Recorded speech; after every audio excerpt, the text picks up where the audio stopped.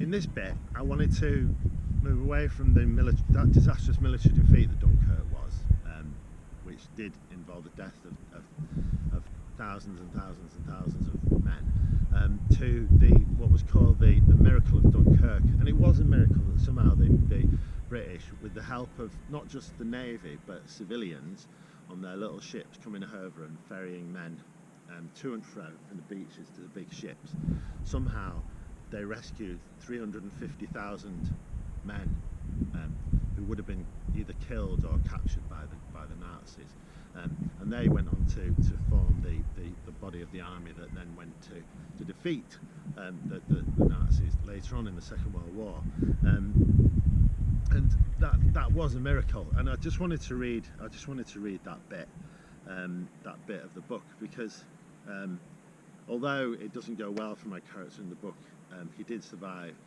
and although he was really messed up, he did survive and come home to his family, and many didn't. He could not rid himself. Dunkirk. After waiting for hours on the beach, through a sunrise, a sunset and another sunrise, watching hundreds of men board fishing boats, cruisers and small ferries, the man remembered helping the more badly injured men wade out into the shallow waters and onto a fishing boat. And just bear in mind, like these normal people in their normal boats, their fishing boats and cruisers, they were under fire from the Nazis, like aeroplanes coming out of the sky, bombs, shells flying over from over there, like from inland. It's just unbelievable what happened here 84 years ago. He was the last to climb aboard and felt glad that he'd been able to help. The fishing boat was from Kent, and 20 men piled onto it before it chugged away from the beach and towards the huge ships waiting on the horizon. Battleships, troop ships, converted sea ferries. It seemed everything that could float had left the islands of Great Britain to come to the rescue of its defeated army. As the memories came back to him, the man tried not to think of the sound of aeroplanes in the skies that day, Messerschmitts strafing the small ships with machine gun fire, Stuka dive bombers, the Stukas dive bombing the bigger ships with that terrible scream coming from the sirens attached to their undercarriage. He and the other men cowering, so overcome by weeks of war that they could do nothing but tremble and hide their faces. He tried not to think of the cowards he and the British Army had been, retreating and leaving Dunkirk to burn, but of the heroes, because there were many that day. The heroes were the fishermen from Kent, the ferrymen from Cornwall, the boat owners from the Thames estuary, the hundreds of civilians who had sailed their ships through the Terror and across the Channel to help. And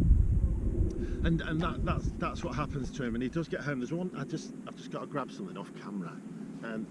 One other children's book that one children's book that I really love is a book called The Snow Goose by an American author called Paul Gallico, and it's the story of Dunkirk, of a man who brings his own ship over with the help of a white snow goose, and it's a really short story, and if you can read that, it's a lovely story too. So what I wanted to do by reading that bit was just pay tribute. Obviously we've remembered the soldiers and the sailors and the airmen who took part in that action, but the civilians who with their hundreds of ships, little ships, came over here. It was an astonishing thing, and yes, it was a miracle, and yes, it is really moving, and yes, it is really important, because that rescue of those hundreds of thousands of men not only saved all those men's lives, but it's sort of with the help of Churchill's speech, where he talks about we'll fight them on the beaches, fight them in the hills, etc. That was a turning point in the war in some ways, and an important thing to mark. And to do it on this beach is really important for me as someone who's written a story about all of this.